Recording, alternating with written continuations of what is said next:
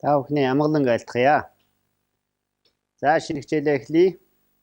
Хичээлийнхаа нэгээрийнхаа даалгаврыг ярилцъя. Гэрийн даалгаварт бас 10 нэрийг бичиж ирэх даалгавар байгаа. Сод нам. Тэгэхээр шинэ үчгээр бол сод ном гэж бичдэг. Монголоор үчгээр бол сод нам гэж бичдэг. Энэ яагаад нам гэж бичиж байгааг бол энэ төвдийнх нь эндээ нам байгаа учраас сод нам гэж бичдэг. Дэвсгэрдээ тэгээ сод нам. Сод нам гэдэг хүний нэрийг. Сод нам гэдэг үг нь бол буян гэсэн үг. Буян. Буянт гэсэн утгатай үг байна.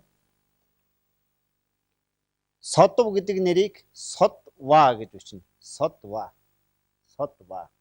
Мөн төвдийнх нь бол содва байгаа учраас содва гэж бичнэ. Шинэ үгээр үжил содов гэж бичээд байгаа.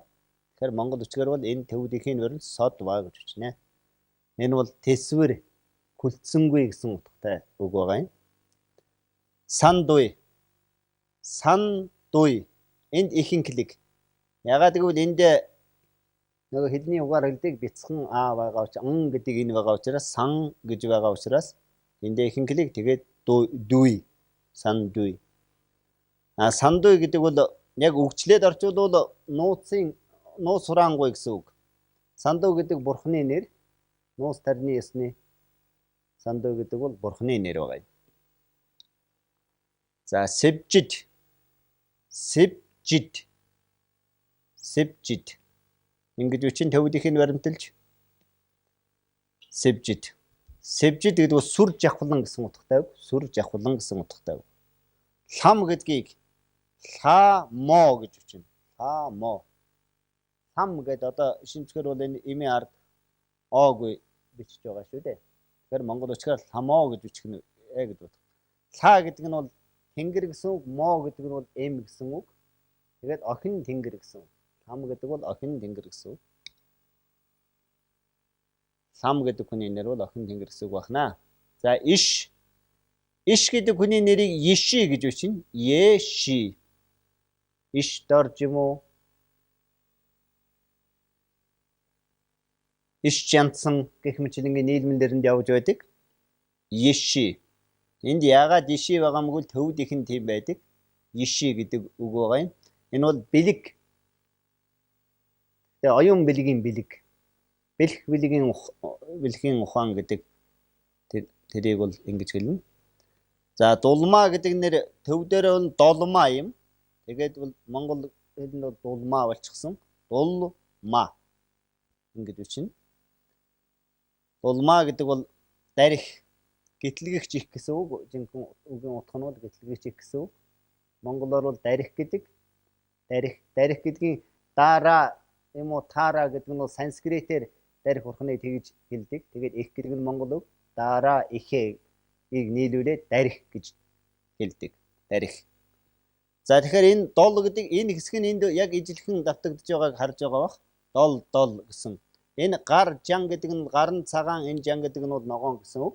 Тэгээд долгор должин гэдэг нь хоёр хүний нэр бол долгар гэдэг нь бол цагаан дарих, должин гэдэг нь ногоон дарих нэр. Ногоон дарих бурхны нэр.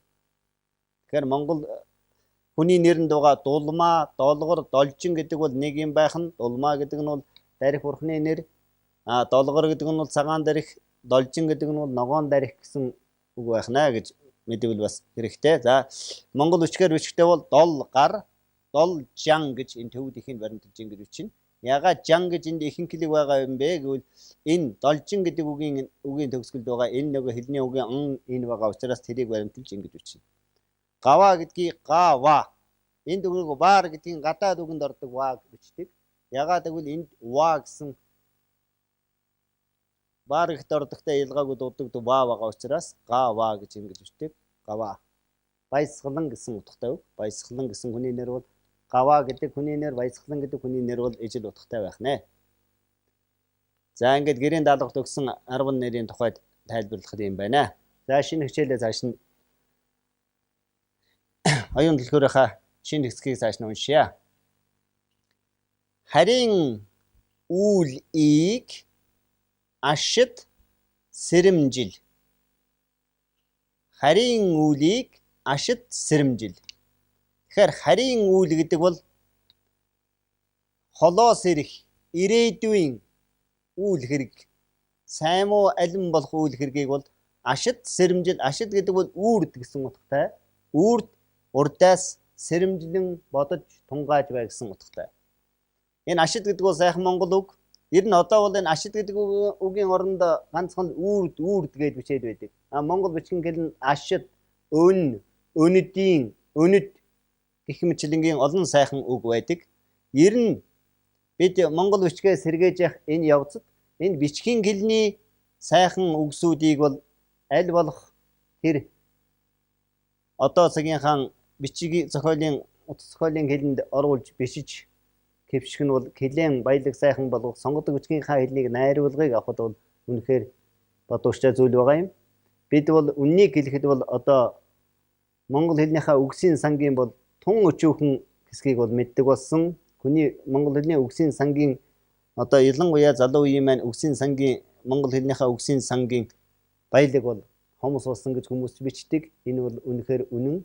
Энийг бол яаж байж болох вэ? Бол ардын аман зохиолоо уншиж нэг байж хэвээр энэ мэтлэнгийн олон зуунийхаа бичгийн зохиолыг уншиж байж түүнээс хэл бол байж хэвээр юм а. За халуун загуур вэн эв ивэн гिचээ. Халуун зуура эв ие гिचээ. Харийн үлийг ашид сэрэмжил халуун зуура эв ие гिचээ гэдэг энэ түрүүний нэг оюун түлхүүрийн хэсэгт уншиж байсан тэр санаа бол бараг ахаад эргээд автагдаж байна. Өвөр зууран бол өөр хоорондоо бол ивэл гिचээх нь чухал шүү гэж захиж байна. Дэгээдсийг хүндэл, дордсыг асар. Дээдсийг хүндэл, дордсыг асар. За тэгэхээр дээдэс гэдэгт бол мэдээж хэрэг хаа ноён гэргэм зэрэгтэнж багтахаас гадна ер нь ухаантан, мэргэд, лам, багш энэ бүхнийг бол бүгдийг л дээдс гэж өргөн хүндлэх ёстой ах захыг бүгдийг багтааж хэлж байна. Тиймийг бол хүндлээ гэж хэлж байна. Дордсыг бол асраа гэж. Дордс гэдэг нь бол бие бэлдэр аль нэгэн талаараа эд агуурсараа ядуулаг ядуу уг асарт тэтгэж явах ёстой. Тэднийг бол басад доромжиж болохгүй гэсэн санааг хэлж байна. Бурхнуу шашин дор амбэн талб бусдын тус дор бивэн арх. За тэгэхээр энэ оюун түлхүүр сургаалд бол хожимын сургаал бол нэлээд энэ тэнд нь хавчуулагдаж орсон байдаг. Бүхэлдээ бол Чингисийн бэлэг сургаал бол биш ээ гэдгийг бол энэ оюун түлхүүр сургаалаа ярихынхаа ихэнд хэлж байсан. Тийм ч учраас энэ тэнд бол ийм шигтгэн маягтай шашны үг өгүүлбэр бол явж байгаа. Энийг бол бид бол нэгэнт оюун түлхүүр гэдэг энэ сургаалыг бүрэн ихээр нь ярьж байгаа учраас бүхэл байгаа хэсгийг бол бүгдийг бичиж уншиж ярьж яваа. Тийм учраас өөрснөө бас өөрийн ухаанаараа та бүхэн тунгааж ойлгоно үстэй. За бусдын тус дор биеэн орх гэж. Бусдын тусад биеэн орх гэж юу хэлж байна вэ гэвэл энэ бол тэр бодисадын явдлыг хэлж байгаа юм.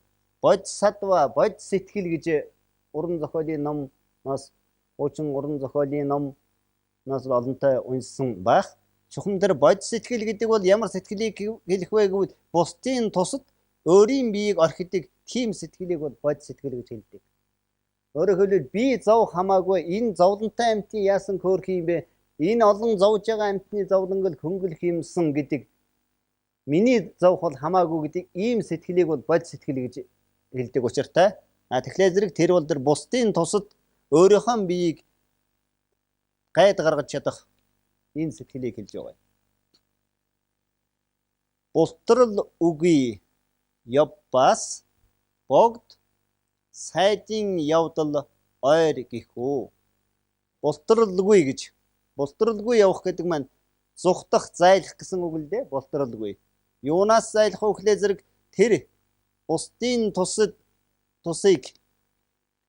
зүтгэх сайн үйлээс зүхтан зайлж хар амин хичээлгүй явж чадах юм бол богд сайд гэдэг маань ариун дээдсийн сайн явдал бол ойр ирнэ гэсэн энэ санааг хэлж.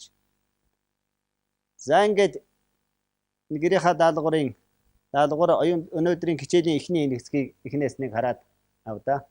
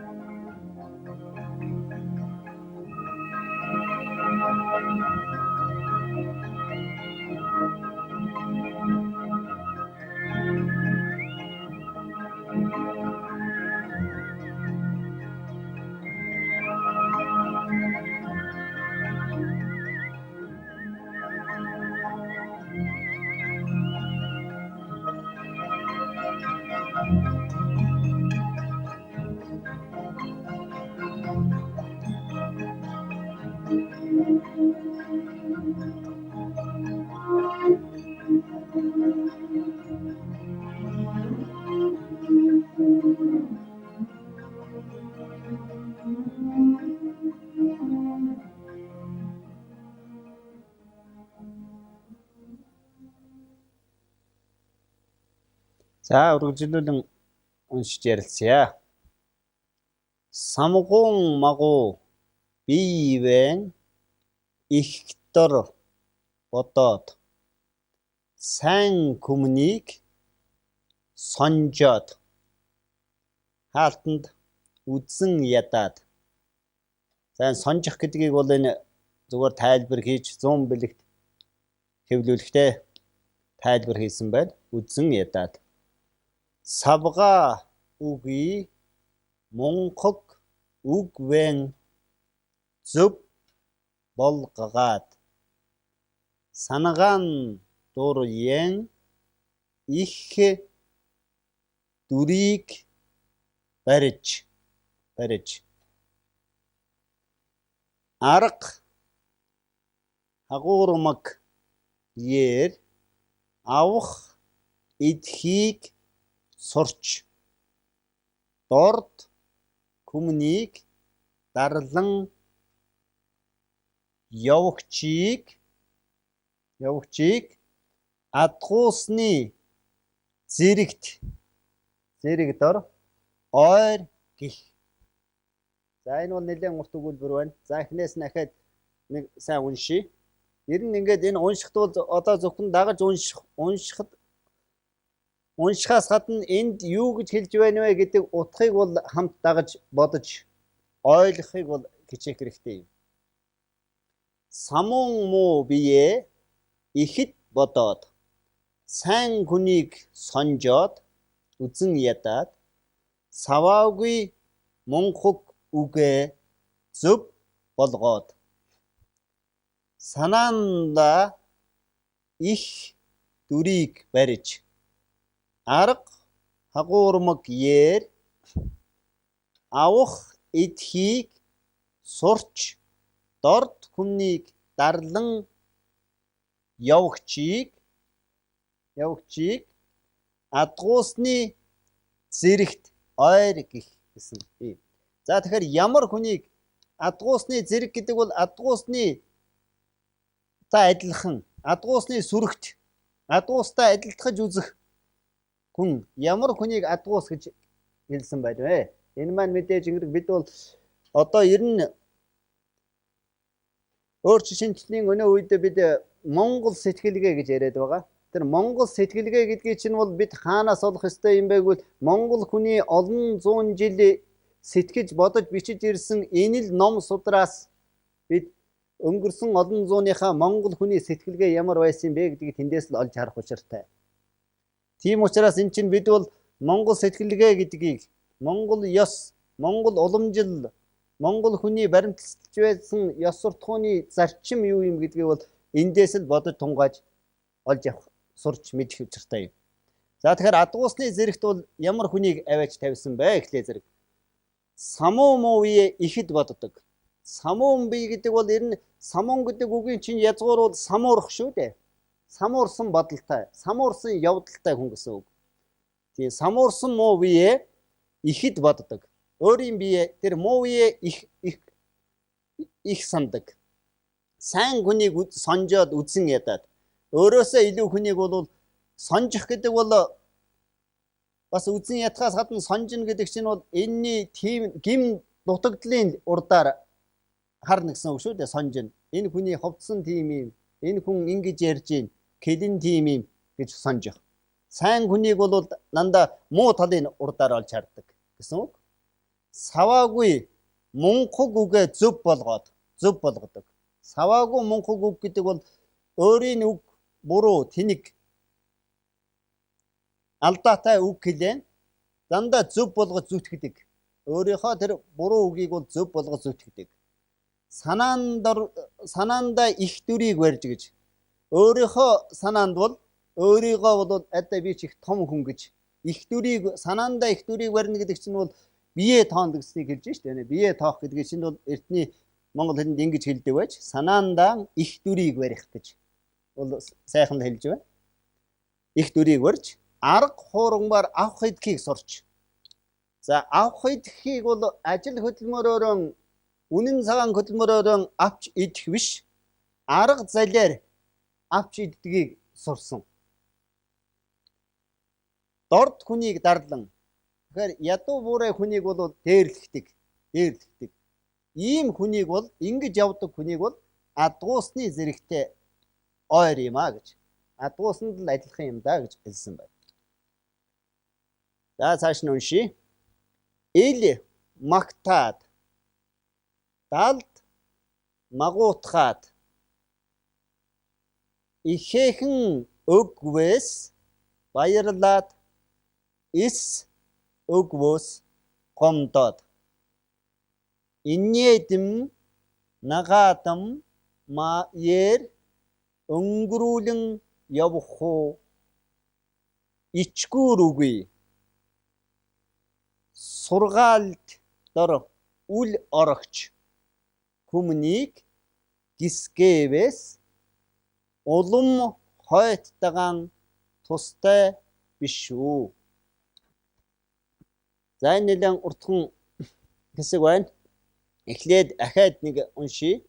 Ил магтаад далд муутгаад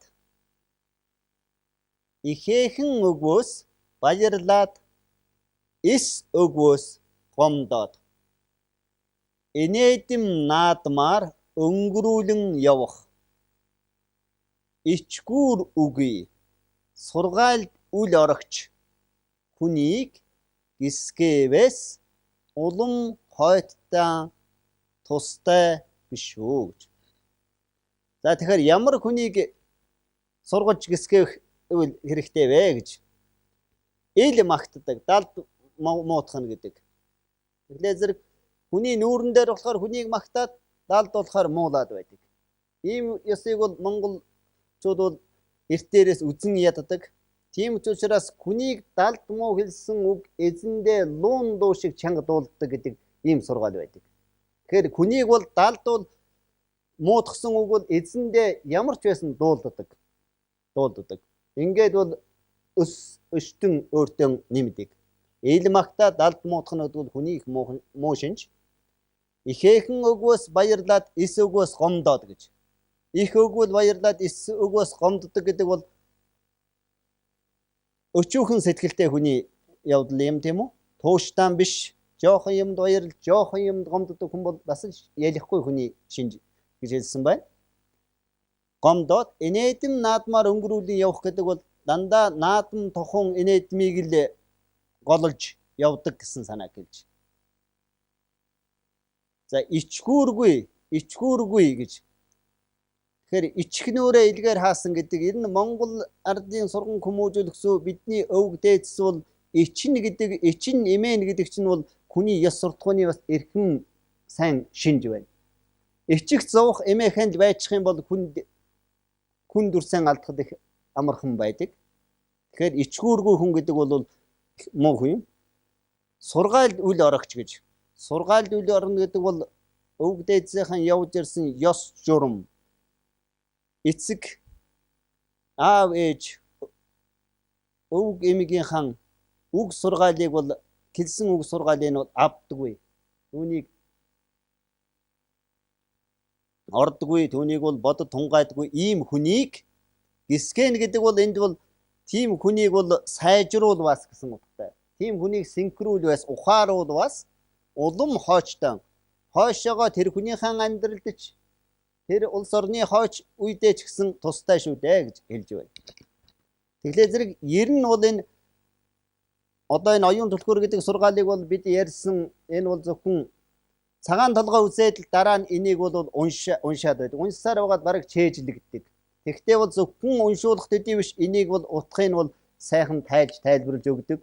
Тийм ч учраас бол хуучин бичгийн хүмүүсүүдийн манай өвөг дээдсүүдийн маань хэл яриа нэг цэцэн цэлмэг олон сайхан зүр үгийг бол холбож ярьж чаддаг маань ийм бичгийн сургаал нөгөө талаас ардын амын зүр цэцэн үгийг бол бүр багаас нь бол хэлж ярьж ухааруулдаг. Тэр нь бол хэлэндэн ч орчихсон, тархинд нь ч орчихсон явдал ёстой ч бас баримтлагдаг болчихсон байдаг учраас бол тэр уламжлал гэдэг бол сайн дамждаг байж л дээ. За ингээд өнөөдрийн оюун түлхүүрийнхаа энэ хэсгийг дуусгая. Гэрийнхаа даалгаврыг өгчихье. За гэрийн даалгаварт бол энэ хэдэн гэрийн даалгаварт бол нэлээд хүний нэрийг зөв бичиж байгаа. За энэ хичээл дээр бас нэг 10 хүний нэр бичиж ир. За тэгээ бичээд ав. Санжа, Жамц, Нансалма, Синд, Гунга, Ятам, Норов, Янжма, Чанкар, Дуинкар гэсэн ийм 10 нэрийг бичиж ир. За ингээд өнөөдрийнхээ оюун түлхүүр сургаалынхаа төгсгөлийн энэ хэсгийг самбар төсний нэг удаа хараад дараа нь бич цаасандаар биерээр бичснийгаа хамтдаа нэг уншина. Үүгээр өнөөдрийн манай хичээл дуусгах юм аа.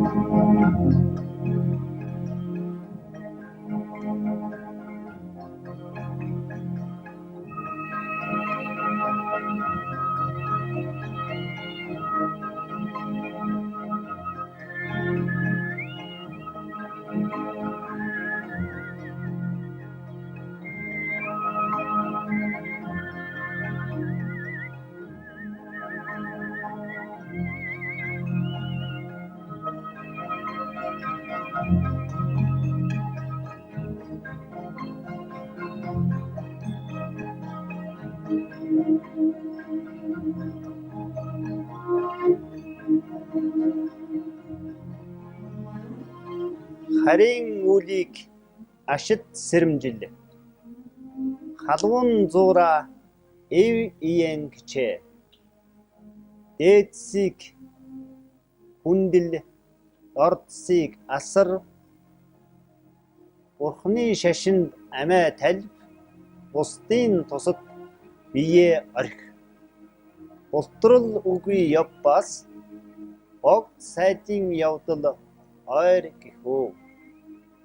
Самун муу бие ихэд бодоод, сайн хүнийг сонжоод үзэн ядаад, саваагүй мунхаг үгээ зөв болгоод, санаанда их дүрийг барьж, арга хуургмаар авах эдхийг сурч, дорд хүнийг дарлан явагчийг адгуусны зэрэгт ойр гэхүү. Ил магтаад, далд муутахад, ихээхэн өгвөөс баярлаад, эс өгвөөс гомдоод, энэдэм наадмаар өнгөрүүлэн явах ичгүүргүй сургаалжуул орогч хүмнийг гисгээвэс улам хойтта тустай биш үү.